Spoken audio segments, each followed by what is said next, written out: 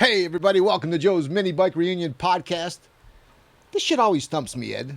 I'll ask you, I'll say, like, what number podcast is this? And he'll say, like today, he said 4. Damn. How many in total? We both looked at each other. 18 podcasts. Welcome everybody. This is the Memorial Day edition, Ed. Yep. How do you like that? Pretty fancy? Glad I get Monday off. Everybody does.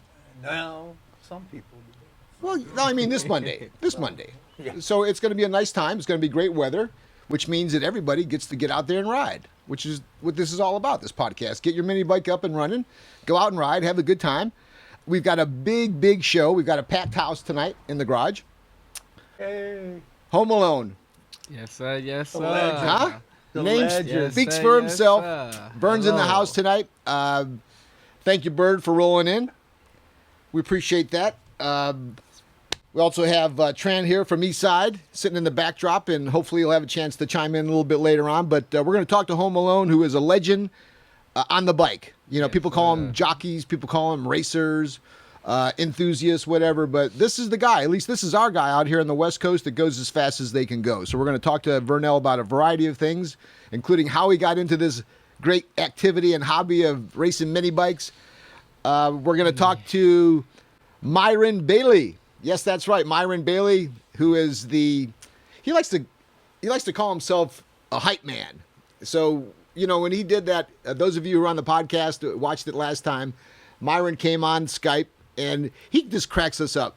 He cracks me up. He cracks up a lot of my guys that I like. And I decided that we'll work with Myron and he'll bring us the Motor City Minute, which is a little bit more than a minute. It's like a quick little opportunity for us to talk to Myron straight from Detroit. He's usually come to us via Skype, and he's usually with someone cool. Tonight, I think he's going to be with Pizza Boy. So tonight, we'll find out a little bit what's happening with the scene in Detroit. Those guys were out riding this weekend. It's kind of tough to depend on riding out there because it's so cold. Still bad out there, isn't it? It's breaking. They're out there. They had a good group because I remember what it took to get a group together, and it's not fucking easy. All right? It takes time, it takes money, and it takes consistency. Yes, sir. Yet I saw a video that showed 40, 50 nice bikes. They had a couple beaters, you know, rattle can pink with different wheels and shit, but they also had some really nice bikes, and I noticed that they like to go fast, just like us, and they like those big bikes, those Heathkit Booney bikes and those fat tire bikes. And you know what? Those are kind of cool. So altogether, Detroit's got a lot going on, and Myron Bailey's going to bring it to us. We're going to get to him about the halfway point. I want to begin by thanking a few sponsors, if I could, particularly Pioneer. I was out at the Roosevelt. They said Lady Gaga was there just before me, Ed. Lying. They were lying. So we were there, and Pioneer launched the, you know, they're with us everywhere. I've been working with them, and as I look at that Indian Papoose bike behind us, Ed, it looked like it's Pioneer Maroon. Almost, huh? Almost, yeah. But they're back, as you know, sponsoring the podcast in a big way, and we really appreciate that. They've got a new single DIN unit that's out. It's a way that you just plug and go. It's affordable. It's $400, $500, and you got some great tunes in your car. Don't get rid of your car. Just change the audio, right? That's what Pioneer tells you. CRC, brake clean. We got Bird in the background taking calls already. Look, he's already getting fielded. Bird, take that phone out there, will you? You're not going to get no more hot dogs. You keep that shit up. CRC, thank you. Brake clean. Ed, you know we do that brake clean. We use it everywhere, right? I use it all the time, yeah. Good CRC stuff. brake clean, huh? Yeah, that's when you can find out if you've got a cut, too. Vern, you spray that stuff on, it'll find it. Oh, yeah. Oh, really? Oh, yeah. There's something about it. It'll find it. I want to I thank... was using some goof off at work today on this cut, and I found it. Here's my one. I bet already, right? I found it. We had CRC back with us, helping us out. We built a couple bikes for them. Hopefully there's something on the horizon with those folks as well. I want to thank Tim from Small Engine Cams. Oh, yeah. Right? My buddy Tim. The cam giveaway was Good big. boy right there. They loved the cam giveaway. So we're going to do that again, Ed. And you get to pick. How about this? I've asked everyone to send in questions for Home Alone, and we'll get to those. Usually we get to those around after the break. Right. So the question that you feel is the one that really registers the biggest, we'll give away a cam. Okay. Cool. Thank you, Tim, for that. You know the deal. Most of the guys that are out here on the West Coast know it, but nationally, small engine cams where you go to go fast. You pick up your parts, you go there. If you're local, you can walk in and get taken care of. If not, you can just call him up if you can get him on the phone, Tim, and he'll hook you up. Thank you, Small Engine Cam. So we'll be giving away a camshaft tonight like we always do.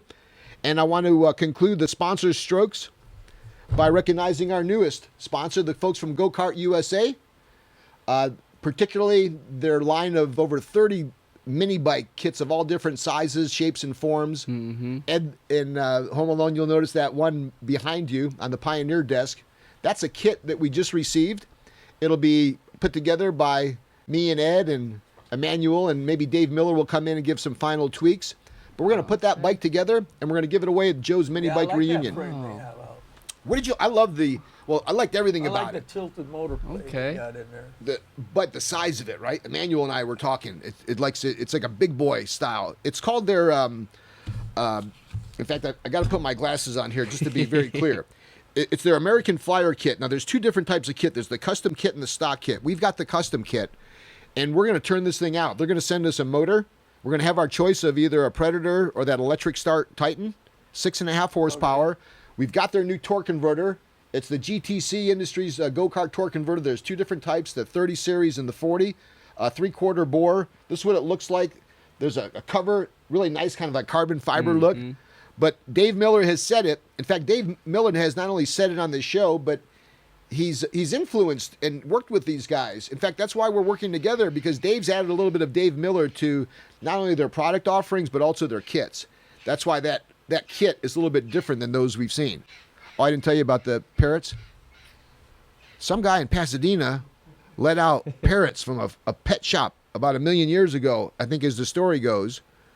And they just go back and forth. And there's hundreds of them. I came out there one time, Ed, on that wire, and it was full with parakeets. Oh, yeah. Dude, you want to shit your pants? You need to do a net gun. I could have used a shotgun, at least that day. No, you need to do a net gun so you can catch something.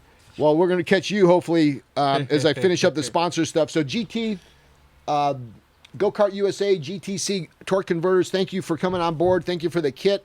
And that's going to go right back to you, the listeners. Come out to the show, Joe's Minibike Reunion. I'm hoping, Ed, that, well, tomorrow I go to the park, and they got me meeting with the officials and the police. The police? Yeah. You know why? Because it's starting to be something. Really? Yeah, it's starting to be something. They want to talk about parking. I want to talk about increased hours, because, we hustle. Yeah, it's kind of short.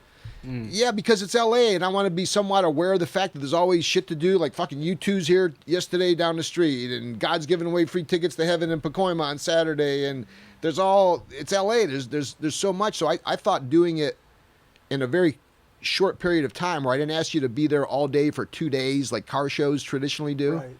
But we're just too quick now. We need 5 hours to just give away all the stuff that we give away, let alone do all the judging. Right. And then Judging, yeah. Right? So we're going to try to increase the hours to a couple hours later, so it'll go from like 7, instead of the 7 to noon, maybe 7 to 2. Way too much about that later on once we get the date, but I'm looking for October the 14th or the 21st. So for those of you who have to ask your wife if you can go to the show, you got a lot of time now, and you got some flexibility. You're going to have to take her to Disneyland or do something like that, right, to pacify her. But do that too, because it's all about them when it's all said and done. All right, enough of the strokes. Yes, sir. Home Alone. How was your day? I knew that it was a slow crawl up here from Compton to La Crescenta. Kind of, sort of, but hey, I'm blessed to be here. You feel home here? You said that earlier. I'm not gonna stop saying it. What was it? The cool bathroom, or was it the Cavassier? Not neither one. It's the house. Period. You got a wonderful one. Thanks, man. It works for us. It's small, but we love it. I got some good neighbors like this guy. Like, he lives across the street. So it's really easy. Yeah, he lives across the street, so it's much easier to That's good. Yeah, to get all this stuff back to him. Imagine if Yeah. he lived like in I don't know Culver City where he works. So Yeah. thank you for rolling up. When I was I usually talk to Ed. You know, he's the co-host and he's the reason why people watch this shit anyways. And I said, look, you remember him back in the day, right? What was the story about Evil Ed? What was kind of like the take on Ed? You know, just Ed, well, what can I remember about JD and me showed up. Of course, showed up. And, you know, Were they fast? Yeah, Ed had a fast ass mini bike. What bike do you remember that he had? What was the one that you It knew? was the all black. It was what motor did you have? With the clone. Yes, sir. Yes, Bonanza sir. Clone. That's the one he's Yes, always sir. photographed. You guys gotta excuse me about my little memory problem, but damn, he had a fast mini bike. Yeah. You remember that, don't Yeah, you? yeah. It was he had fast one. when he rode it. It was Yeah. slow when I rode it. No, Ed went pretty quick back in the day. He's modest, but Yeah. Nah, but yeah, he had a pretty fast mini bike, and it was just nice and comfortable, you know. yeah, there's something about bikes that they may go faster, but if you it's a twist lot that- more I could say about them, but I can't get to it right here. Well, with the night's early. We've got a ways to go. Exactly. So being that Ed's such a cool guy and such a legendary mini biker, and as the host of the show, I try to ask him who we should have, and like he helped us secure many of our guests. A recent example is Mac. You know, Mac is Mac's tough to, you know, if he's at his house, he loves it, but getting him out, especially in a social arena. So I had to pull in my contacts with Ed, and he got him in here. Oh man, I still have an old picture, just a very old picture. Still have them in my wallet. Yeah. Evil Ed. Yep. Well, his picture came with wallets for a period of time. You know, you usually get that regular No, picture. this one is a very old picture. From how long ago? Can you remember?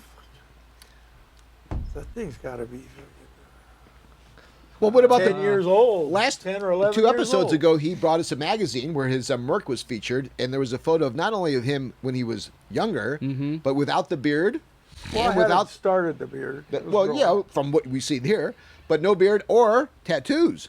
I had one tattoo. And well, that was the one that only your girls get to see, but we didn't see it. So Ed and I worked to get guys on the show, and we're gonna get. In fact, we still will. But he was in the works of trying to talk to Ralph, right, from GT. And Daryl Smith. Daryl. In fact, I got a call back, ironically, from Daryl. Smith. Yeah. Right. Big Daddy Big Motorsports. Daddy. Oh, yeah. Big, And him and I are currently playing phone tag, and we're probably close to getting hooked up and having him on the show as a guest. But Oh yes. I was uncertain as to whether or not Ed was going to be able to get Ralph, and Ed's busy, you know. And if I can, I get to him once a week. Like I'll text him, right? Maybe once a week, Yeah. Ed. And I want to be bugging him over that. So it's like I'm sitting here talking to Lynn. It's like, man, I gotta have Home Alone. Boom. So reaching out to you and getting a hold of you, and now seeing you here across Feels the good. little It feels desk. good Yeah. to be here. Last time I saw you was, I think they're racing. Were you with us when we went down in Compton? I did. Yeah, he was racing Big Rick's bike, and Yeah. something broke on it, I think. Yeah, it was a quick start. Yeah. At the line. Yeah. Exactly. Well, look, let's just get right into it. First of all, everybody, I've never received so many questions for guests leading into this. And again, we'll get to some of those questions. People want to know everything from how it feels to go 80 miles an hour. Who do you think is the next fastest jockey out there? Ooh. You know, That's a good question. when it gets quick, are you pushing or pulling? You know, all these little things, and we'll get to them. I have a variety of Yes, questions, but what I want to yes. get to is, first of all, you right now are actively riding, correct? Yes. Talk a little bit about what you're riding. Where was the last time you were on the bike? Well, I was on the bike recently about 2.5. Well, actually 2 weeks ago. About 2 weeks ago, on a regular, alcohol bike. What kind of frame was it, Bird? What kind of? Joe's frame? We had a Joe's frame. Evidently, I just made me a test pass or two. I do be trying to call people out, but for some odd reason, I can't never get no race. Yeah, that's kind of how the tail goes. Get to the top and I stand don't alone. understand why. I don't understand why. Even with all that shit talking on the websites and Everybody's talking about how fast Well, they are, and they want to go meet and Well, race. I just sit back to the side. Sure. I just sit back to the side and then observe and watch them, let them shit talk to each other and everything. And hey, Home Alone come up. I'm standing right here. You got something to say? Or There's come a lot on, of bring it trash here. talk out there It now, is. isn't there? It is. With the minibike gangs out there, It is. You got the minibike gangs, Yeah, you got Fast Lane. Fast Lane. What's the other one? You got GT. You got GT Rod. GTS. You got who else? Taking off fades. Squirrel gang. Squirrel Gang. That's right. Oh. I actually like that name, and we've had and some of the. Yeah, 13, all kinds of nonsense. Sherlock Yeah. showed up, These huh? guys. They popped out of nowhere. But I'm loving it. I'm loving I it. was just I'm gonna loving say it that. so much. I'm loving it. Oh my God, I'm loving it. Why? The crowd. The only thing I disagree, and the only thing I don't like is I see kids out there not being safety, not having helmets. Yeah, They're not. and riding anywhere safety against first. traffic, coming in and out of. Ed and I were leaving, and it was ironic because we had just talked to these young, cool kids, Mm-hmm. and these aren't dumb kids. They've assembled a fucking mini bike, like they were smart enough to be able to torque a nut down tight enough Yeah. so that it'll hold an engine in. Yes, sir. Yet Yeah. they're dumb Yes, enough, sir. and they're with their parents that are equally that let that kid ride with a flip flop and no helmet and no damn I don't shirt. understand it. I don't So understand Ed, it. we were leaving. I was with Jake I don't Moe. understand it. I think I was with you, Ed, and is it Miha Padilla up there in Palmdale? We were all together. I was leaving in that black GMC pickup truck, and I'm coming out just making a turn, and man, they just come right at me. Mm. It was a second away from taking out 3 of these kids. Yeah. and Yeah. and that was just what I saw. Everywhere else, they're riding crazy, and when I left, it's like, man, that's the problem is when you let people ride, when because they leave their brain at home sometime, Mm-hmm. and that's why at my show, as much as I would love to have the ability for guys to ride, And let their bodies. you know what would happen. You kind of so. With that said, you see it firsthand that although we love the popularity that it's gaining and how it's I'm loving it. right. I'm loving it. Yet we just need to help They're not out. respecting the street right now. They really not. They flying up and down the street. Going the opposite way on the opposite side of the street. You know what I mean? I can't say nothing. I can, but it's always that one who's not gonna listen, and boom, there you go. You know what I mean? An accident. Yeah, I see it. We're like right it. there in the middle, Ed and I, and me and Jake, and we're halfway there trying to get some nice photos and feeling those bikes go by. And there's a lot of good racing there. And there's a lot of folks with helmets on. Yeah. There's folks with shoes on and Yeah. with pants on. Yeah. Because it doesn't take much to make the effort. What do they say? Dress for the slide, not for the ride. Right. And people just Right. tend, and I can find myself doing that too. You know that little Grom? The little red little Grom out there? It's easy to just like want to jump on it. You want to just, I'm going to go to Osh to pick some up. And it's easy to just get on it without a jacket. Right. Or like a right. full helmet or even gloves, right? But I force myself to. You have to. But I'm 58, Because and it's it's taken me to all these protect your years. body. Yeah, it's taken me all these years to figure it out. At 19 and at 15, I needed to be told by somebody that was cool. Yeah. So maybe that's where, as I see it, because of your experience, Yes, sir. that you do get to have the voice. Maybe before a guy like me or even Ed stands up at one of these places and says, "Hey, you guys, put a helmet on." Mm-hmm. You do have a chance to maybe, because I noticed they do the drivers meetings before everybody races. Right. You command enough. You've earned, and you've experienced firsthand, and we'll talk about that shortly, the effects of being hurt, and you weren't even racing. So Exactly. yeah, you do earn. If I was the promoter, if I was setting it up, whether it's George or whoever else that sets up some of the races, and they do a good job, man. There was well organized and no one was speaking out of line and people were attentive. You do have a chance to say, "Hey, look, guys, just before we go, I wish everybody, first of all, thanks for coming out. I like meeting everybody, but do us all the favor, including your family who may not be here. Put a helmet on, man, and let's keep safe so we can come back next time." Yeah, let's get right into it. you have you've been on somewhat of an ongoing recovery due to being involved in an accident that occurred at a mini bike happening. I'm sure there's some folks that know that specifically. They were probably there. For those who may not know, can you please, although it may not be a great experience, share what it was like that day and how it happened? Hi. And I don't want you to go to a bad place, but I just want to give folks, if I can, a little bit of an idea of what you've gone through. It's all right. Please. It's okay. I'm very honored to share it. You know what I mean? For number one, we was about to get ready to test pass a bike, and we just kept on trying to test the bike. You know, test the bike. Police just kept on coming, running us off the damn street. And I said, man. So we finally found the street. This was our third street. No, was it the third or fourth? I think it was the third street that we found. As you try to find the spot. Yes, to test the bike. Now everybody found the crowd. Everybody came, and everybody's finally riding. And then now the crowd calmed down. Then I finally fired up the bike. We fired up the bike. I went the opposite way. And boom, I cruised it. Okay, it's ready. I made a little semi pass. Turned around. Okay, yeah. Then I went back to the starting line. And when I left hard. Hard. I didn't play with it at all. I was fully geared. Yes, sir, I was. Helmet on. I was fully geared. And I'm at 80-something, 90 miles an hour. Literally at 90 miles an hour. And there was this Latino guy. He pulled from the sidewalk and stopped in the middle of the street because his friends was telling him, no, don't go to the middle of the street. Don't go out there. And once he went out there, he just stopped.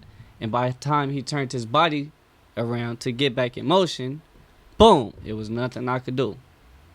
I couldn't go to the left. I couldn't slam on brakes, because if I was to slam on brakes, it's going to send the bike into a immediately high-speed wobble.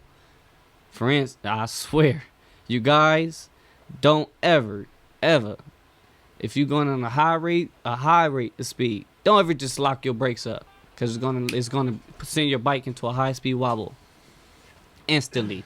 You don't want to do that because it don't have no shocks. Rigid frame. Yes, exactly. So it was nothing I could do. Boom. And I went straight into a coma from there. I was in a coma for 5 days. And in the hospital for a month. I had to have reconstructive surgery to my forehead. They had to put plastic metal in my forehead. And yes, I'm finna tell the whole world this. I only have one eye. And I'm still riding because God is so good. You know what I mean, Joe? Oh, as I sit here hearing that, I really, first of all, I didn't realize how much work went into the surgery and what the reconstructive surgery entailed. First of all, you can't tell you still look better than Billy D. Williams over here. Yes, sir. You do well. I was posting those pictures of you when you were going to be on the podcast, and we got probably the most responses ever. You've got a great look despite that. But how are you? How was that after the initial 5-day coma? What was it like? I mean, after the coma, when I woke up, I lost memory, and I was in the hospital still, and I lost memory. I had to have my sinus tubes removed, but after when I woke up from the coma, I instantly went crazy. Who are you? What the fuck are you? You didn't know anybody, huh? Not relatives at all? Oh, wow. I didn't know nothing. I didn't know my name, my mama name, nothing. So totally erased. Just erased. So the therapy, whatever the doctor came in. It was a sure specialist. Yeah. And was showing me some cards, and trying to help me gain my memory back, and slowly, day by day, within the time frame I was in the hospital, it was just coming back. It was coming back. It was coming back very slowly, and my brother came to me and said, "What's my name?" At one point in time, he said, "What's my name?" I said, I don't know. And he got angry with me. He said, "What's my freaking name?" I'm sure he said it a little differently. Yep. Yes, you know what I mean? Yeah. This is your older or younger brother? Older. And I said, Terrell, come Oh. on. My bad. Oh. Yes, sir. That must have been, did he cry? No. Did you? No, they just know I got my memory back, and, they was just testing me. So, just day by day, it was coming back, and it's still gaining to this day, slowly, but... Wow, what a comeback, man. I'm glad to be here, man. Oh, yes. I'm telling you, I'm glad to be here. I can still ride. I can still talk shit. Sure. It's just... Before we get there... it's all coming back. When it started to come back, this is after now how long? How long was it? Was it a year that you started to get to that place? Was it 6 months before you started to get to a place where you started to remember a few things and some names and some faces? Was it months, or how long was it? Well, right now, I still have a problem with names. Some names I don't know. Faces, I won't forget. I'm good at. I'm like that too. That's normal. So they say. Yeah. You know what I mean? I thought it was a result of me getting old. I'm so I can see somebody. It's like, oh yeah, and I'll struggle with the name. That's great that turned out. Like the name, like I'll be like, who? What are you? Who? What are you? I don't know. Just show me a picture. Oh, that's who you talking about. Okay, yeah. What happened to the guy that you that was involved in the accident? What transpired with that? What happened to him? And did you guys ever connect? Was there a legal ramification to what happened there? Was it all? Did you got a big medical bills now, and there's all kinds of. I wish. So what ended up happening there? Did you have to legally? Did you guys get into a lawsuit, or did you just? Well, this is what happened. By us both being on off-road, off-highway motor vehicles. You know what I mean? Accept the responsibilities. Exactly. Yeah. Okay. Did he get hurt pretty badly as well? He got hurt very, very bad. Can you share that without three ribs? His leg was facing the other way, was twisted up. Wow. And horrific. He also had head trauma. Wow. Did you stay in touch with him at all? No, I don't even know the guy. Wow. I just got word from the street. Man, it's funny that it hasn't kind of come around yet, because it's not as if it appears that either one of you did anything to hurt each other. It's just something that kind of happened. Illegal vehicles, off-highway vehicles. So that's why we both can't press charges towards one another. You know what I mean? Well, let's just hope that whoever it is, that he hope that he's okay. Well, if anybody's listening to this, it is a small world. Hoping, there may be a chance through the podcast, and we may be done and gone by the time we find out. But if someone, hopefully he is watching, man. And what would you say to him? All my blessings are out there for you. You know what I mean? I apologize what happened that day. I really can't say much, but hopefully if you are here, I apologize, and hopefully we can meet one day. You know what I mean? I think that will happen, and if I could do anything to facilitate that through this podcast, we'll make sure that happens, because I think that there'll be something good to come out of that.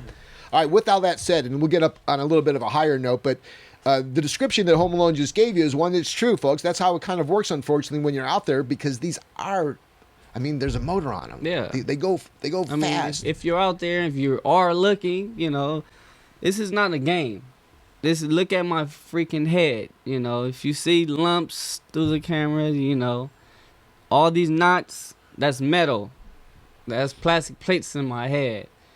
This is not a game out here. Please, safety first. Before you even think about pulling that throttle, put a helmet on. And let's go beyond the helmet too, because first of all, couldn't have said it any better, but the helmet saves you from not getting killed. Yes, sir. All the other stuff helps you from wishing that you weren't dead. You've seen the photo of the guy where his foot... Was twisted. No, not just removed. It's off his leg now. It's just a stump. He had like on a Van tennis shoe. And all he did is bump the curb. Really? Bump the curb. I wanted a little, not like a Grom style bike, not even a mini bike. So the boot, and people have, Converse has these new high top boot looking, fuck those Converse high tops. We got guys that will show up at the street races that are on bikes. They're not racing, and you know the guy. He comes to my mini bike show with his girlfriend. They're both great looking young guys and gals, and he'll roll up with those sad ass flip flops and his socks. And we've talked about this, Ed. And he's on a bike. He's on a bike. You know? The dude who has the dirt bike, who rides wheelies up and down the street when we're trying to street race, he had some half-ass shoe on one time on that dirt bike. And, like, I get all that. Wearing a jacket, look, it's hot. You think it's hot now? You know it's going to be, me and E are going to be sweating just as we see each other. We don't even talk to each other a month from now. It's so hot. Put it on. You got to put a jacket on. Put it on. These and these and these, that's where you go. Hey, trust me, you don't put it on, that asphalt hurt. And you and I sat there and gave away helmets at my show. Hurt. Yeah. Yeah. And I'll be doing it again. Yes, sir. One of my first sponsors was the local Honda dealer here in Glendale. Honda of Glendale. I love Darlene. In fact, that's a good time. If you're going to go buy one of these new Honda Rebel 300s or 500s, go there now. That's where I got my Grom too. But when I first started off, she gave me money because like I could use a few $100. You know, we're just trying to launch the event. I was spending more money than I should be. So she gave me a little money, and then as the years went on, I just wanted helmets because I really didn't need the money. It was $300 wasn't going to change the event really. Maybe pay for the trophies or something. But she gave me helmets, and it wasn't like she gave me $300 worth of helmets. She gave me like about $1,000 worth of helmets. I was going back and forth. So I've got helmets, and I've given most of them away. Yeah. You know, we gave away 12 of them or 24 of them at the show, and we'll give away another 24 of them. I think it was 12. Yeah, so we've got them. Yeah. So if anybody out there who's listening, maybe they don't have the means. Maybe spend all your money on your Predator motor. We got something for you. Predators run. Yeah. Don't get them wrong. Well, we're going to talk to you about that too, because everybody wants to know what kind of engines you like and everything else. Yeah. All right, so there's the tragedy to this story, folks, but there's also, as you can see, the way that he's come out of it, and there's some inspiration there. Obviously, there's some genuine concern for the other guy who's involved in the deal. This is all just the sad reality of what can happen when you go fast. We're not saying don't try to go fast. We're just trying to say be prepared. Yes, sir. So you've done that now. You're kind of on the road to recovery. You're looking good as ever. I saw a picture of you on a bike. What bike are you riding now? Do you have a slew of bikes that you're riding? Are there some guys' bikes that you're the jockey for? What's your stable nowadays? Do you have a group of bikes that are just yours, or are you open to ride other people's bikes too? Well, yes, I am open up to only ride the crew bikes. And what's the crew? Only Eastside Racing. And who's Eastside Racing? That's Mr. Bird, top dog. Okay. Mr. Bird, you got Mr. Trend, you got Big Mike, and you got Big Rick, and who else am I forgetting? Yeah, you got Big 2G, JoJo, yeah, you know, so Joey. Yeah, he's Eastside Racing. Joey built that motor, the one our dyno, I think. Yeah, you got, don't let me forget about Big Doobie now. Well, hell, nobody wants to forget about a Big Doobie. Yes, sir. And these are your guys? These are the guys you've been rolling with for how long? Man, I've been riding with these guys for about 12, let me see, 12 years? No, plus, it's been more than that, has it? Actually, you know what? I've been riding with Eastside Racing since I was, let me see. That was the big question too. When did you start all this? I thought you had to be like in your teens, right? I started riding mini bikes when I was 12. What was your first bike? I got my first did you go 5 horsepower. What was it? It was a. You didn't go doodlebug on me, did you? No. It was a Britain Stratus. I know. I know the engine. What kind of bike though? Was it like a Joe's frame or? It was a Joe's frame. Okay, so Joe's frame with a Briggs 5 horse. Yeah. Like one of these little babies. A little flathead? Exactly like that. Yeah, exactly like Are that. you a flathead fan? I'm sort of am. Are you? Yeah, I am. You know what I mean? But, them overhead valves, they could do the job, too. Yeah, those They can do predators, the man. job. Don't get me wrong, my 305, and it's out there waiting on somebody. You know what I mean? But yeah. So you had the 5 horsepower and what frame again? I'm sorry, the Joe's frame. Yeah, I had the Joe's frame. That was that your first bike? That was my first bike at 12 years old. And how long did it take you to fall off that thing? Whew. First day? Nah. It took. I fell. Well, when I was like 14, that was my first fall. Oh, okay, so you had a good run. Yeah, I had a good one. Yep. You know. And did you remember that first spill? Oh yeah, I do. Hurt. And it hurt. You got the scar? Yeah. No, I really don't. No, I really don't. But this one is from another mini bike scar. You know what I mean? Let me see. So you had that bike, and then were you just a part of the group of guys that have a bike, or were you one of the few cool ones that had a bike? No, I was just one of the cool ones. You know, I was. I'm originally a gray boy. What's that mean? Gray boys. We fix cars. You know, we race cars and stuff like that. Now the gray boys and started into mini bikes. Into mini bikes. Okay, great. Thanks for explaining that. I didn't realize that. I'm original gray boy, but let me see. I've been Eastside racing for let me see, since I was like 16. So 16? Gray Boy Racing, if you guys got 17? like Big Rick, I'm thinking you're doing like big block Novas, Chevelles. What those type of cars you guys were into? Wait, say that again? Was the Gray Boys, was that car racing? Yeah. What kind of cars were you guys building? Yeah, well, actually, I very first got started into racing when I was 8 years old. You know what I mean? My uncle had a 78 El Camino. Okay. Small block, on nitrous. You know, tubbed out, everything. And, did you drive? No, I didn't drive it, but I snuck it out. Okay, sure. I snuck it out one time. How'd that go? You didn't get caught. It didn't go. Yeah, hell yeah, I got caught. His wife called and snitched on me. Hey, Vernell in your car. So he called me. Get your motherfucking ass out my car. Bring it in my garage. And yes, so that's how that happened. And you probably earned at least the keys for a little hot lap. I'm sure you helped out wash the car a few times, went for a few part runs with him. Yeah, I mean, I watched. That's I turned my first screw. I turned my first screw at 8 years old when I first got into street racing, due to my uncle Bruce. Okay. And I just always used to just love it, going to the street races, talking shit with my little ass, and going to the racetrack and all that. He just got me into all this stuff. So where were the tracks at the time? We weren't talking about Pomona. Was it like with? No, we used to go to Vegas. Let me see. Maybe Palmdale or Lancaster, Palmdale. right? Because that was the hot spot at the time. We went to where did Willie street racing? Where did those guys? Terminal Island. Terminal Island, That's right? Terminal Island. So Ed, now it's starting to kind of be back in your haunt. You know? I was hoping they open that back up, man. Well, there's so much talk about that. You know what's odd about this, Purnell, is usually it's the guys get into the mini bike first and then the car. You got into the car. I was always into cars. Funny, always it's usually into it's the cars. opposite there. And my brother bought my very first mini bike because I was always going to the to the races. And he bought me a mini bike so I could ride down the street, up and down the street when they, Yeah, they were pit bikes essentially, what right? I mean? Exactly. Yeah. It was basically a pit bike. And that's how I got into that. And I just wanted to go faster and faster. Hey, can you make my mini bike faster?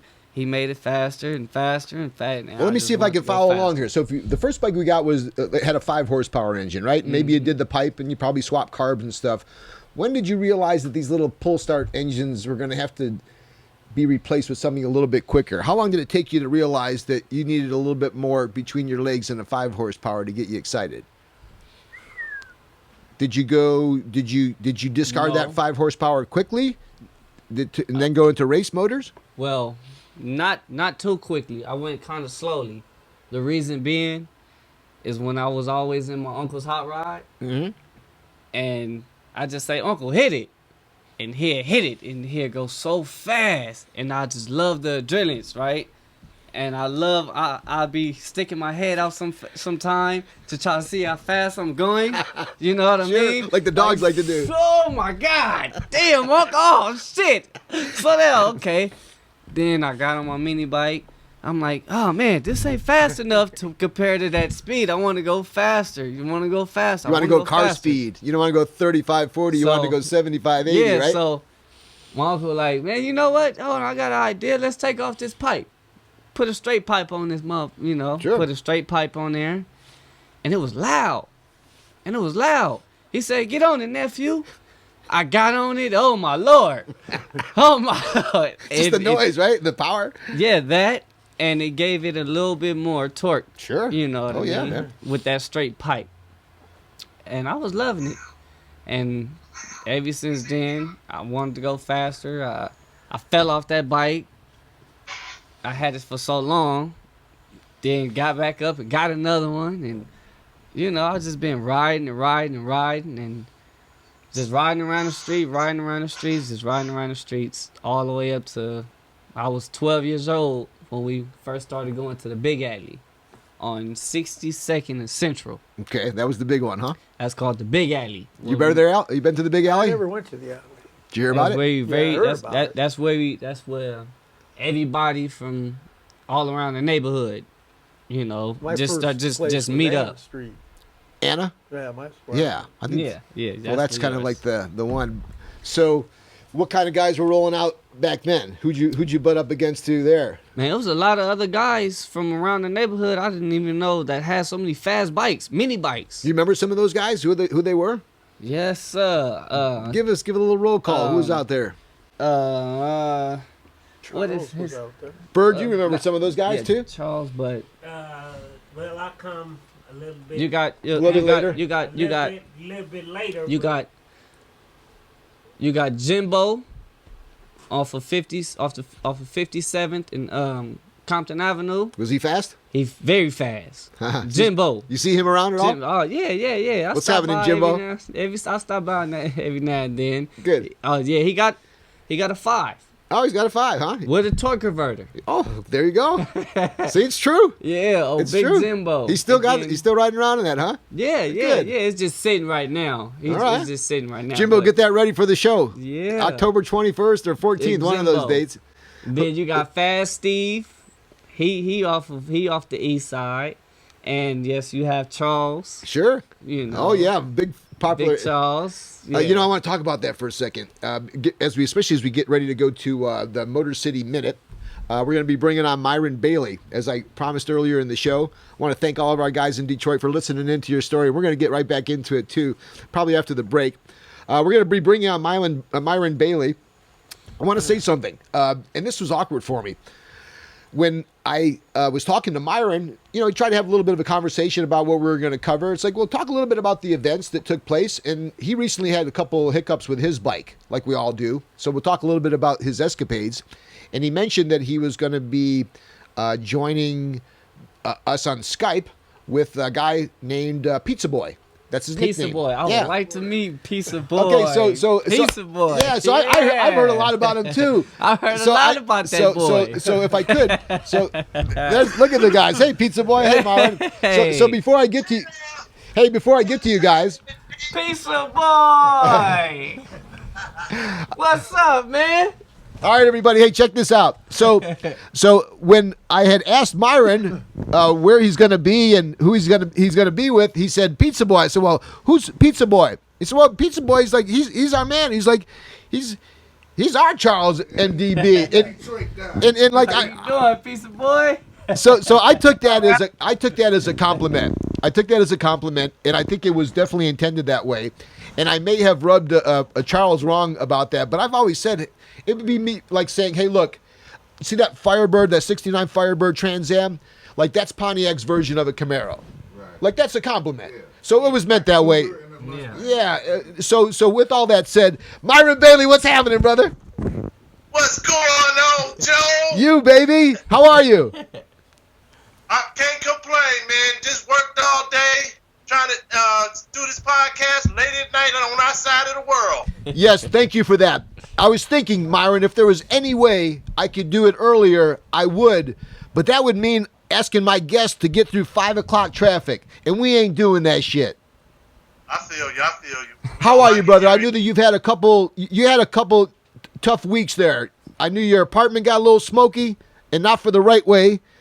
I know your block on your engine cracked, and we had to fix that because you wanted to go riding, but you got it fixed, and you got your apartment back going, and you were out having a good time. That's why I love you. Tell me what's happening back there in Detroit. Oh, man, we still fighting the little spring weather. It's raining, but we still gets it in. They don't stop riding. Nope. It's always the flick of the wrist.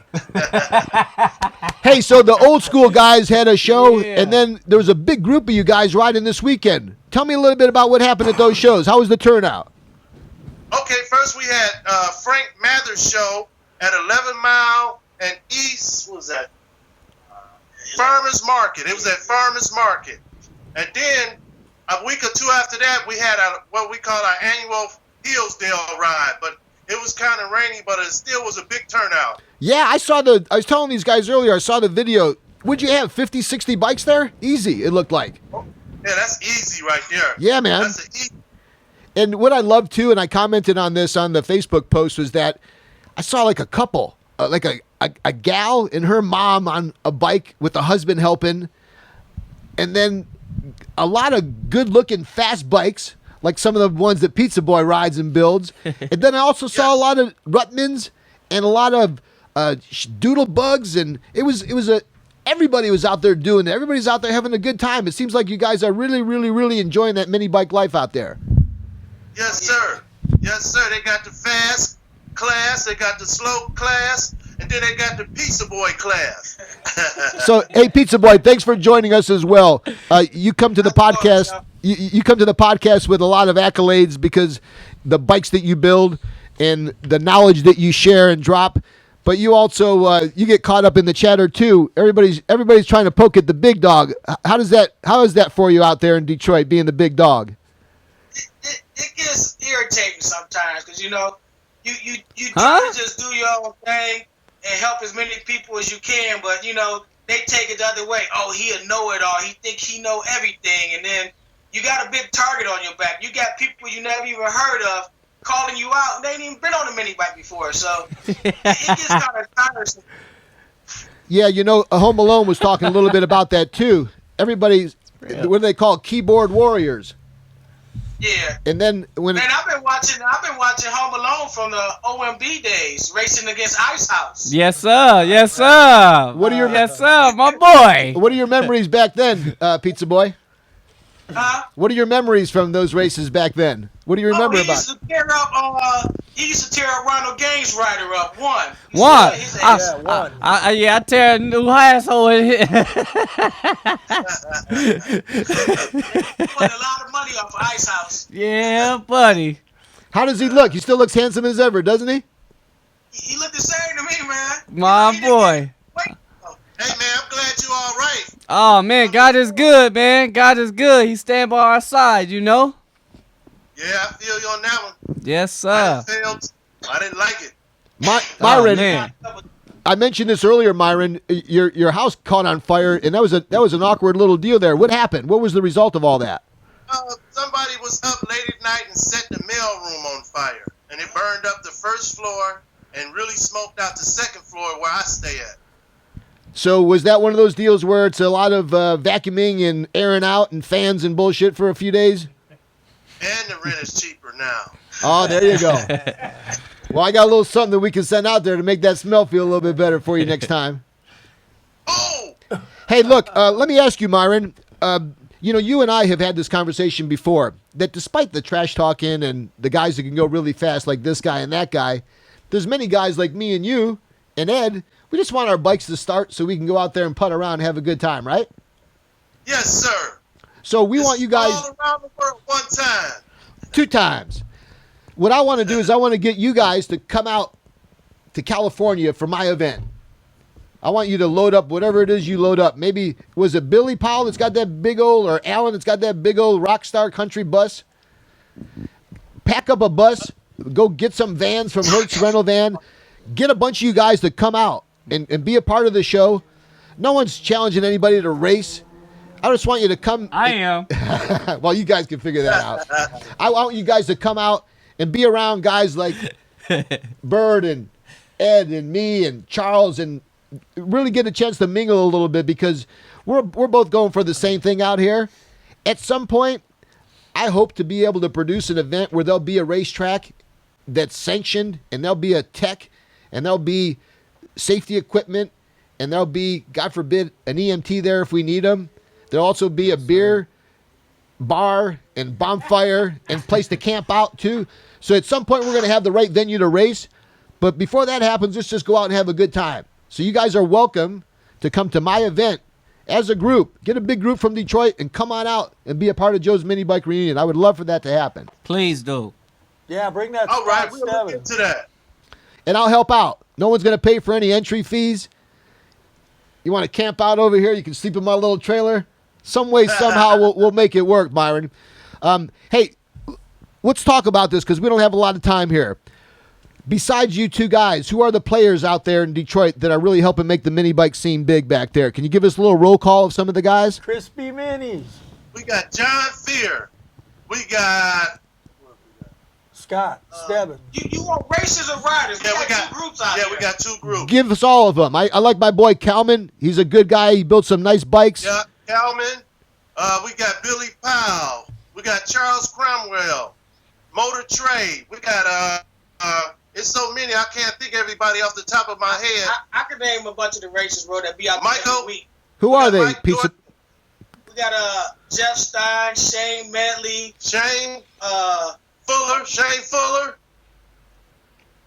You got Mike Wrigley. You got Anthony Cherry. Yep. You got the Number Streets. The Heavy Hitters Compound. Yeah. We got James Evans. He don't do no racing, but he try to throw events for us and stuff. Let me we ask got, you. Who is the best? Who is the best? Hit. Who is the best engine builder back there in Detroit? Oh man, you trying to start a fight? No, I'll no, never no. get home. You know, give me an idea. If a Martian I'ma came take down, the MDB approach and say you looking at him. all right. So next to you, then, who else? John Fear's a good motor builder. Motor Trey, a good motor builder. I saw Motor Trey. He looks like now. Who's the best jockey back there That's what I Right. would like It's to know. so many I can't think of everybody. besides you? Me? Besides you? No, I don't build motors. No. Jockey. Who's the best jockey? Who's the best jockey? He don't jockey either. No, I don't jockey either. He wanted a fat boy racing, man. I just like to I gotta have a jockey. All this right here. Who talks about going fast then? Myron. Who talks about going fast then? Who, me? Besides you, who's the fast jockey? We got little guys. Scott Stebbins. We got Kiki. We got Crispy Wink. Minis. We got Zach LeBlanc. Yep, so many of them. I just picked up a new jockey that weighed 112 pounds. I call him the Kelly style jockey. He's 112 pounds. We breaking him in though. Now, what's fast for a guy like the Cali jockey? We gonna find that out Saturday. We got a Super Saturday event coming up, and we gonna put him on this 3-year stroker I got right here, and we gonna see. I expect to go like 870s or better. Wow, Ed. Pretty fast. Wait, say that one more time. Excuse me. 870s. 870s, you said, huh? I expect this motor right here to go 870s or better if my jockey show up. Let's take a peek at that motor and give us a brief little idea what you got there. I got about another minute to go on your segment, but I definitely want to see the effort that you made on that motor. Well, it look like any other motor. Matter of fact, I had to take the head off and weld up a pinhole. Tell us a little bit about the headwork you did there, Pizza Boy. I don't do head work. I gotta pay for it. You know, I don't mind paying for good work. But my man, he in polish. It looks good. Chamber. It looks very He good. polish the exhaust. Got a nice little big intake runner going in Damn. there. You don't want me to show too much. No, I hear ya. Damn. What do you think, I Home just Alone? seen that right there, man. That looks nice right there. Oh, my boy. I see you got a few other motors there too, Pizza Boy. What other motors you got back there? Oh man, I got a shit. This the Billy Animal right here that Charles Mosley want to claim is a big block. You gonna have to see that if y'all come down here in August. Hey, is that the motor that was on the red frame? Huh? What is that the motor that was on that red frame? Yeah, it's the brand new one. The one that was on the red frame is on the shelf over there, blown up. Oh man, you know I love that frame, man. It's beautiful. People are Googling your address right now, trying to find out where you live, Pizza Boy. Excuse me? Hey, me and Myron forgot about one of our players, Eric Shingles at Studs Hardware, man. Well, Eric does a good job. Yeah. Eric Shingles, he keep us running. He's on the back of his shirt. Mr. Eric Shingles out at Studs Power Sports. Shout out. He provides us with most of our racing parts. Yeah, he does a good job for you guys there. The folks over at Small Engines do a good job for us on the West Coast. Yes, sir. I use Tim Miskey as well. I got a box over here, over yonder, with a lot of his parts in there. Yeah, Tim is the real Very deal. good guy. Hey guys, look, I know it's a lot of effort for a short period of time, but we're pretty much up on this segment. We're going to take a break, and we're going to come back. We got about another hour to go in the show. Hopefully you can stay up there with us. This is just the beginning, Myron, of the Motor City Minute. For those of you who are viewing, how could I not want this funny, handsome, entertaining hype man to be a part of our podcast? Myron, hopefully you'll continue to join us and bring in guys and grade A guys like Pizza Boy who are making the scene happen out there in Detroit. There'll be more opportunities, hopefully, Pizza Boy, for you to be a part of it too. You guys have any final shout-outs or anything else you'd like to say before we go back to the podcast? I would just like to say to all the fellas that ride in the D, one time. Yeah. Hey guys, thanks for joining us. It's Myron Bailey and Pizza Boy live from Detroit, and with the flick of the wrist, we're out of here. Thanks for joining us, guys. All right, with that said, guys, we're going to take a break. This is Joe from Joe's Minibike Reunion. We'll see you just at, I don't know, about 10, 15 minutes. Thanks for listening in. Big announcement coming in on the second half. Joe's Minibike Reunion podcast. We'll be right back at you.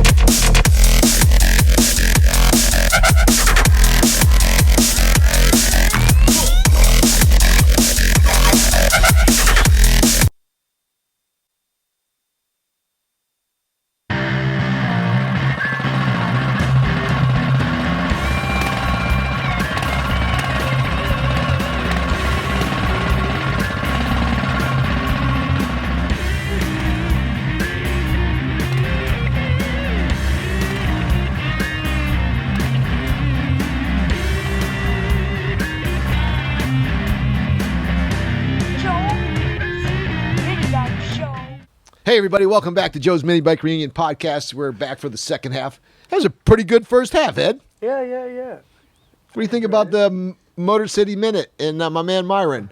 Oh, those guys cracked me up.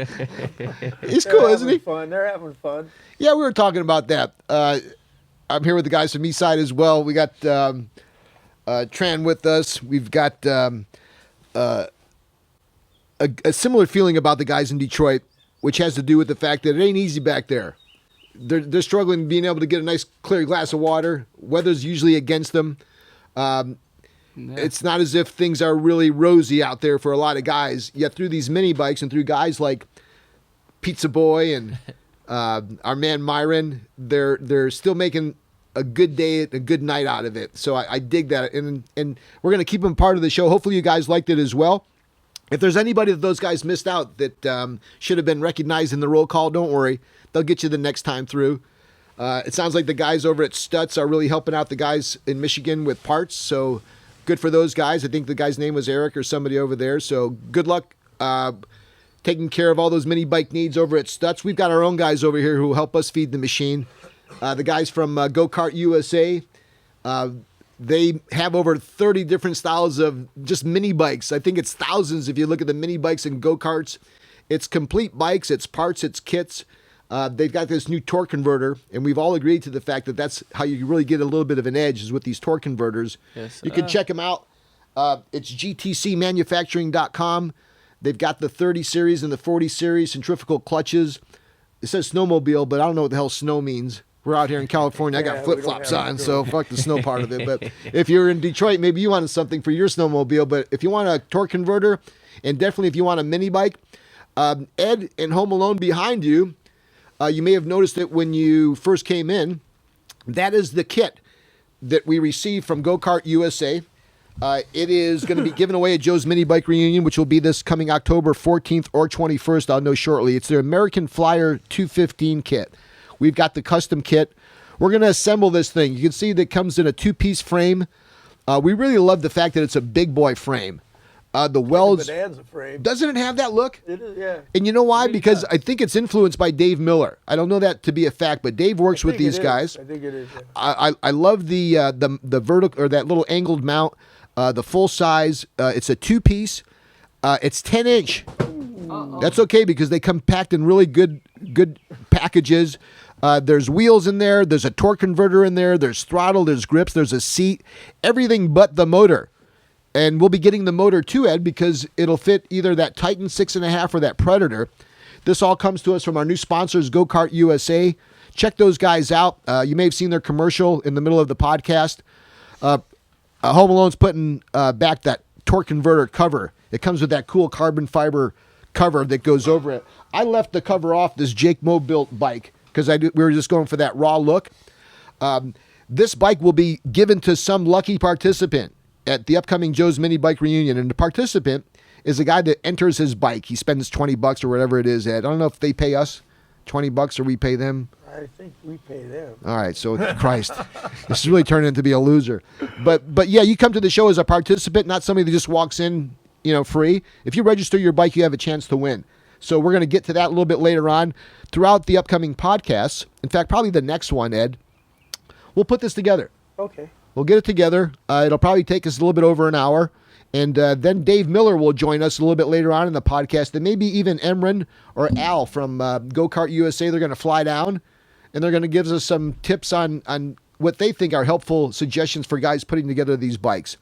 And these bikes are for guys that are into mini bikes, or if you've never built a mini bike, it's also a great kit for the beginners. Go Kart USA, thanks for coming on board. Also want to make a note of an event that's really close to us, literally and figuratively. It's the Scleroderma Walk. Emmanuel, our producer, is championing this event.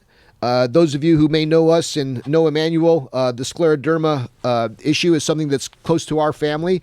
We're looking to make an impact in it. It's June the 4th. It's at the La Mirada Regional Park. There's an opportunity for you guys to get involved in a variety of ways. Maybe you want to come and participate in the walk. Maybe you'd like to support it. For more information on how you get involved in scleroderma walk, again, coming up this June 4th, 2017 at the La Mirada Regional Park. What's the easiest way for folks to make their voice heard? What would you like to see them do? Sclerowalk.org. Sclerowalk.org. Why should folks be involved outside of the obvious reasons that I know of? It affects over 300,000 Americans and kills about 10,000 a year. So we're going to stop that. And we're going to do it in small ways. Those of you who came to my event last year, you may have seen those great group of folks that were representing scleroderma, including you, Emmanuel. They were out there doing nice things, man, handing out free water and giving you a nice spot and some shade, and also educating you on something that is tough enough to spell, let alone know what the hell it is. We're going to try to make some impact there. We dig deep and try to help out a little bit if we can. We suggest that you do the same. So the Scleroderma Walk, again, on the 4th of June, 2017 at the La Mirada Regional Park. Good stuff there. All right. What a popular guest you've turned out to be. My phone is blowing off the chart. And what I wanted to do this second half, because time goes by pretty quickly, is begin by, first of all, thanking you for coming out. Man, it's a blessing. How was the first half? Feels good. It feels good, man. I'm ready for more. Isn't there something about it? Come on with it. I remember when I did radio for the first time. Oh, man, it was lovely. It took me 2 hours to come down. Like, I would get off of the show, and we sucked. We had like a 12 o'clock time. It was called Sports Rap with Kenny and Joe. And it was KIEV. And a little local station down in Glendale. Have you? Well, shit, you are old. KIEV. KIEV, and they would say, KIEV, the talk of the town. It's now Sports Rap with Kenny and Joe. And look, I knew we didn't have anybody listening, so I'm used to talking to myself. I would get the engineers, they'd be in that fucking glass tower, the bulletproof glass tower, because disc jockeys and shows or radio show hosts, they're like post office workers. They can go psycho. So the producers always have like this glass shield that buffers you between the hosts. And I knew we weren't getting anywhere quick, and I offered money to anybody that was listening. Yeah. Like nothing. So when I started that campaign, if people were listening I get anybody $10 if they would call in, and no one called in. This guy's pounding on the window. He's like, so anyways, there's an electricity about it that when you're done, and there's always that part, it's like, oh man, I forgot to reach out and give my boy some props, or I wish I mentioned this or that. So you'll go through that, but don't worry, because from what I can tell, you're so popular, we were going to want to have you back on the show. So if you missed anybody or if you missed anything, we'll catch it on the flip side. Yeah, we surely will. You know what I mean? I see you're representing. Yeah, just a little bit. Thank you, man. know Got the what I mean? Joe's Minibike. Well, you are a Hall of Famer. You know what I mean? This is my main man right here. Thanks for coming. Man, it feels good. You're a Hall of Famer. Of course. Ed's a Hall of Famer. I'm not going to forget about Mr. Ed. Huh? Evil Ed. He's the reason why they watch. No, he's the one. No. Whenever I put a little post up, if I show a picture of Ed or mention him, I go from 1 to 600. Yeah. It's like the flick of the wrist. Flick of the wrist. Flick of the wrist. All right. So, Ed, your job is to help us here. Okay. We got some good questions for Home Alone that we're going to take some time in the second half. And the guy who has the question that's the most compelling, or gal, excuse me, will give away a camshaft. All right. Cliff Judd, neck. Excuse me. That's not good for the podcast. I remind myself of you, Emmanuel, a couple of weeks back. Vernell, who is your racing inspiration? We had talked about, your Uncle Bruce, a.k.a. brother-in-law. He was the guy that got you going, huh? Yeah, that was my main uncle, man. My main guy who taught me how to go fast, taught me how to turn my first screw, just taught me how to treat a woman, taught me how to, just live life, very well and be respectful to others, all my life. And he's my inspiration, you know what I mean? He taught me, just don't be scared. Don't be, you guys have to learn how to break your fears at one point and in face time. them, right? And face them at one point in time. And yeah, I got in that El Camino. I got in that car. We had a 70 El Camino on nitrous, small block. And at one point in time, I didn't want to get in it, but then I got into it at 8 years old. And when I first felt it, it was just, I was in heaven. You knew, huh? I already know, And he probably knew too. Yeah, I wasn't scared. Only reason why I was scared is because of the noise. It's natural though. It's natural. Yeah. I got into it, and that noise faced my fear. The noise is deceiving because what keeps you at bay, lures you in afterwards. It's that bark, that exhaust, that open header. Mm-hmm. Good question there, Cliff.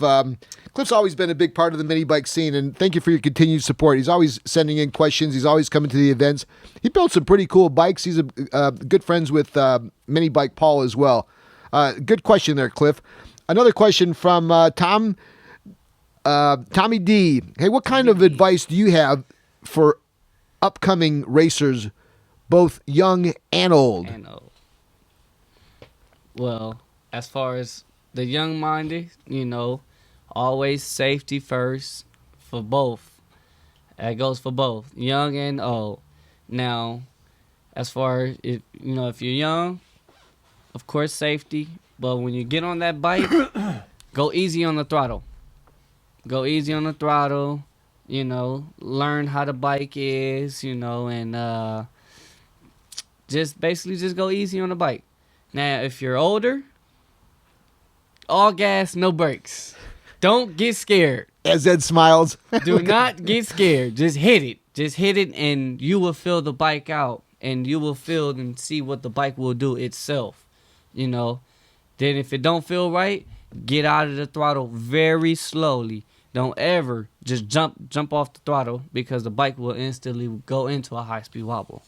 Well, that's a pointed question too, folks, that had about that, how you do handle high-speed wobbles.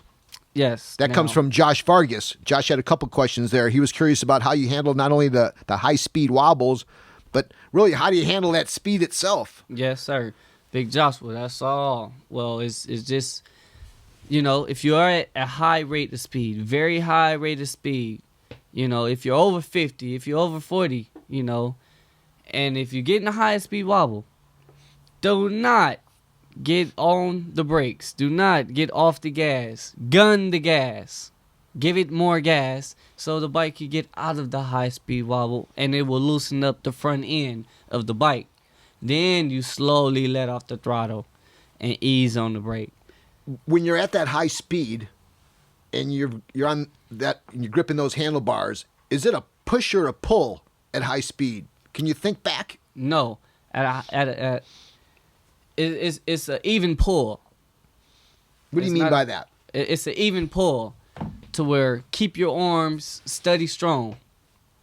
Don't twist them, don't turn them, don't let loose. If you're really at a high rate of speed, don't loosen up your left arm. You loosen up your left arm, the bike is gonna go left, and then you're gonna go into a high speed wobble. You know what I mean?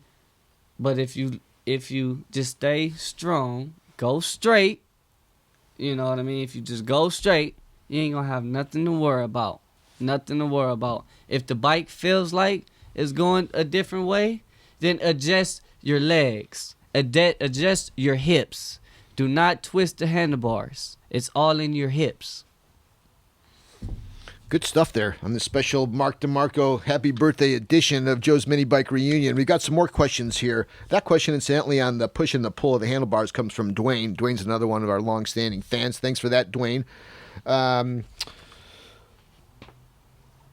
Beside the race where the unfortunate accident took place, what were a couple other races, or regardless if you won or not, that were the most memorable? We talked a little bit about the bracket race with the junior dragster for one and the gal. There was also another one involving the Ice House Racing guys, right? Can you talk a little bit about those? Yes, sir. Well, it was my last big money race. It was with Ice House Racing, and it was the owner of the bike was Ronald. Excuse me, Ronald. And the jockey was Juan. That's my boy right there. We go back to back, every race. Do you remember him, Ed? What do you remember about him? Was he like a Valley guy or? No. He was a Ronald guy. He was a nice house cherry. Okay. For those of us who can't read between the lines, give us like somewhat of a description of him. He seems like a character. Bigger guy? No. Smaller guy? Yeah, because like all the jockeys, right? He's a little guy. Uh-huh. He would just, I don't know, Ronald would talk shit all the time. Yeah. Talk shit to you? So, all the time. What he used to tell you? All the time. You ain't gonna whoop this motherfucker, whatever, man. Oh, man. Yeah, but then sometimes he want me to. The best, man. His jockey don't come home alone, man. Can you ride to test my bike out for me, man? Hey, let me just jump in here for a second. Who are some of the better shit talkers out on the track? Guys that actually just don't talk over the computer, but guys that actually show up. That show up and big shit talkers. Well, they're good. There's good shit talkers. Back then, before like now, Gary Payton was a good shit talker for the NBA. Gary Payton backed it up, though. Hell yeah, he was. Who was the Gary Payton of our Minibike world? Right now. Brian. Oh, Brian's Solo's great. Solo's good.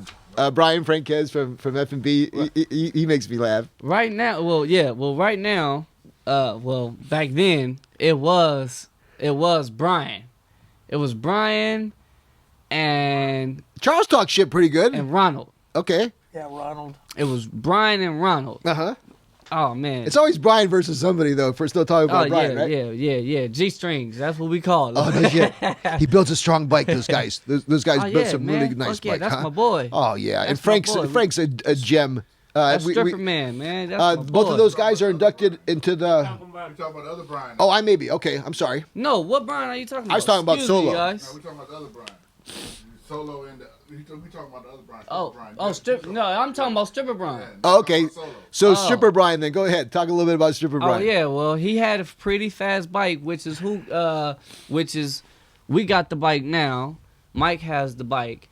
The Grave Digger. Oh yeah, the Grave Digger is a popular bike. It was very popular. It was at the show. Yeah. Oh yeah, it was one of the biggest. runs, Yeah. You know, we getting trophies for it right now. East Side racing up. You know what I mean? The machine that started is bigger and heavier than most mini bikes. Yeah. I see these guys roll that out for Grave Digger. It's like, man. Yeah. The Grave Digger is just waiting for somebody to get out of line. You know what I mean? I'm just waiting, seriously. And we have another thing in the making. It's a surprise. It's coming. And now we're not going to say too much about it. We're going to say, it's a surprise coming.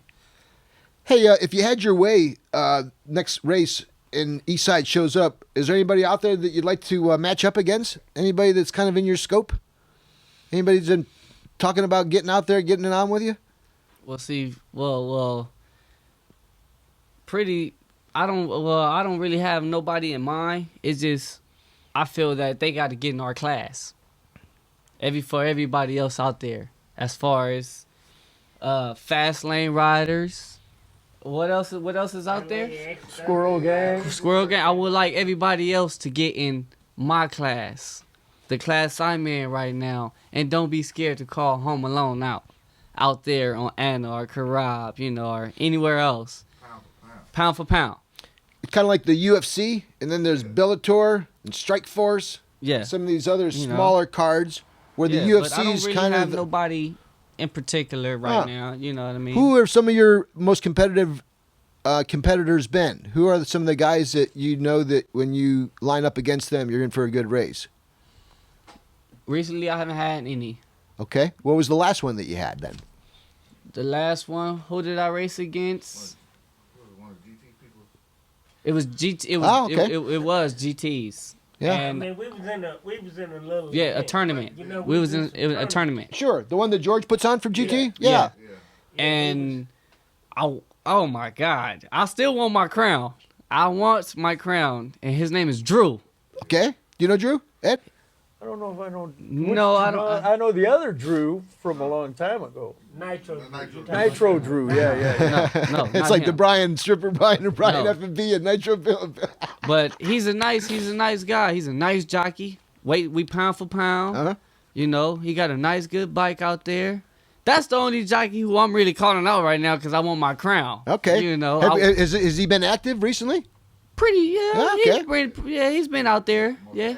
Yeah. Well, great. He's been out there, you know what I mean? Well, then here you go. Maybe there's an opportunity for you guys. You seem like you got some respect for him. You seem like he brings out the best in you. Man, that's he's good. He's good, Well, if he wants to roll win for down. lose, we shake hands. Yeah. Well, you'll see each other then. Who knows? Maybe this will spirit something. I just would like to get a nice, good, solid, good race with him.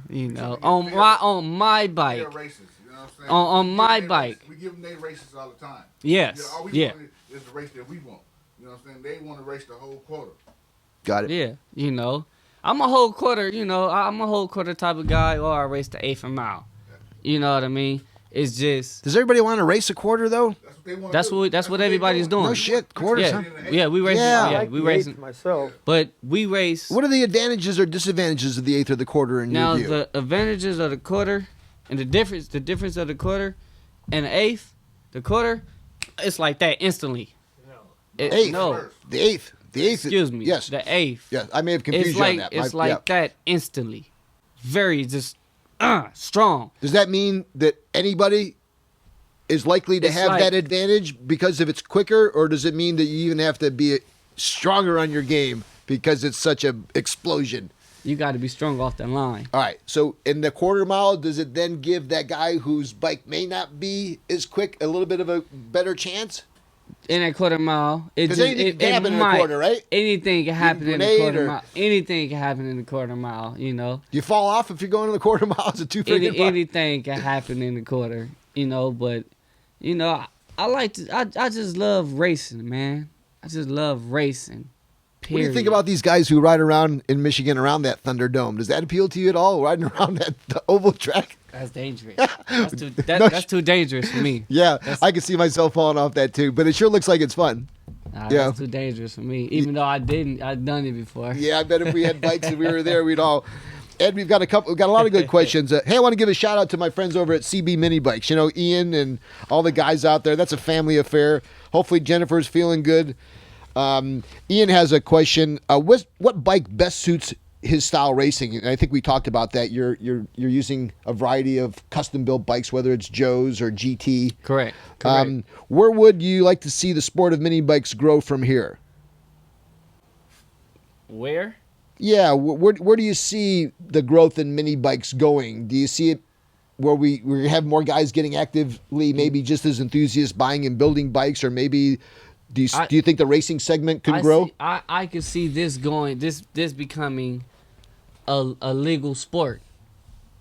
You know, well, power sports is burgeoning. You know, the junior dragsters. Exactly. And I believe, it's going to grow eventually, because you guys think about it. It's not just Los Angeles. It's not just out here. You have Detroit. Yeah. And Miami. You have South Miami. Florida. You have all these different other states that's going. Texas. Exactly. So Arizona was big. Eventually, we're all going to grow as one. And it's I don't know. It's a good question, but well, I it's kind of an open-ended question because look, correct. Essentially, Ian's question is reflected just in the fact that we're doing our deal here. Yeah, we got this little podcast. Yeah, we can be doing a variety of things in our life, yet we're still focusing in on mini bikes. Yeah, I feel that it's little things like this podcast and like the events, and maybe even growing it to our own little YouTube show, where we have a chance to get up close and personal with guys like you who ride fast, and guys like Ed who are like folk heroes in our sport, known for their building and their riding and their time and effort in the sport. I think that there's something there. I'm hopeful that we can continue on doing what we try to do here, which is just continue to have fun. All the time. You know, the time. That's all it's about, and safety. We cannot forget about safety. Well, that's really it. And I think I coined that. In order to have fun, we have to be safe to have fun, Well, you are living proof that there's a result of everything that we do. Yes, sir. And even when we are best prepared, like you were fully protected, things can still happen. Many times you get caught up in the fact that they're small. And sometimes people equate small and cute, and they equate small and cute with safe. I got to tell you, it's almost inevitable.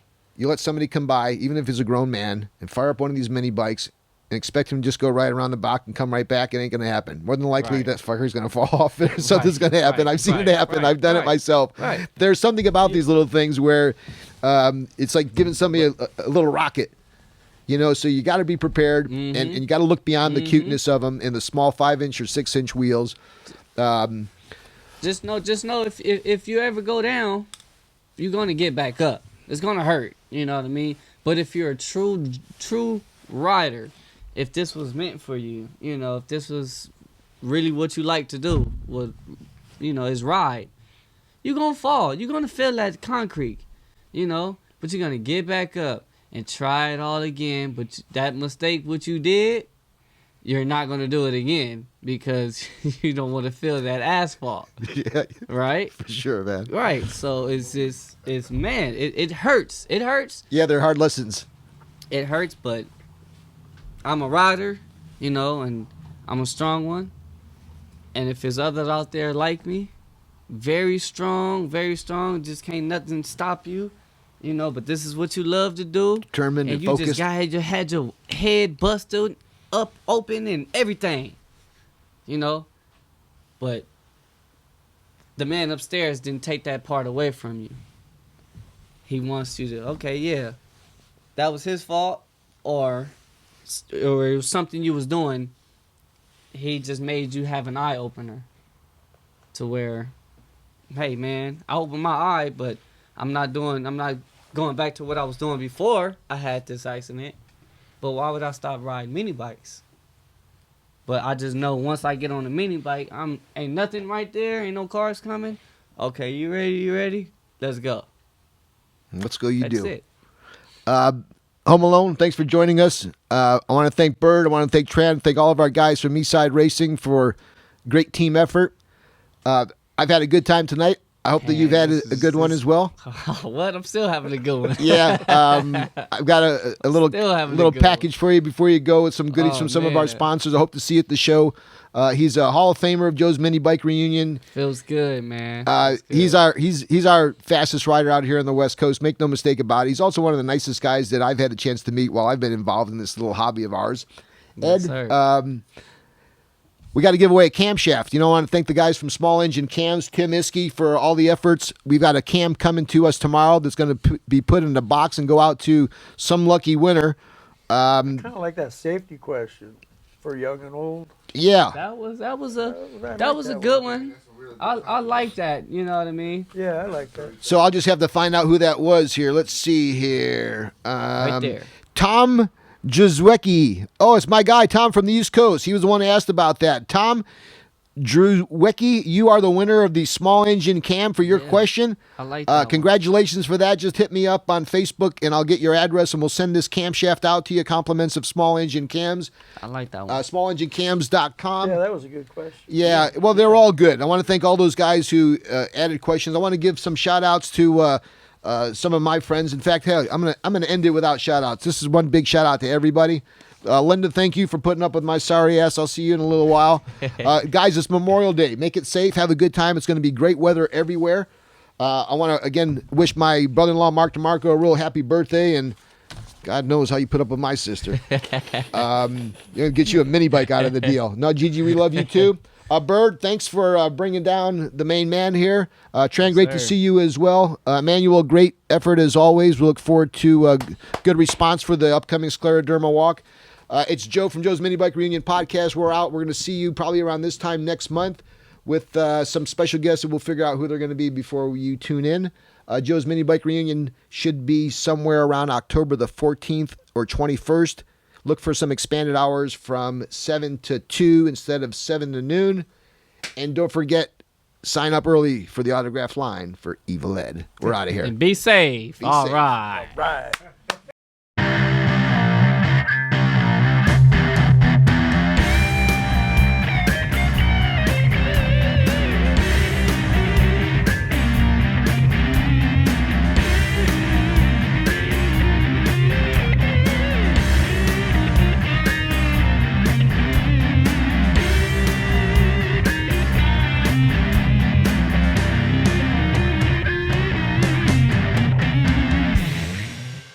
Joe's Minibike Show.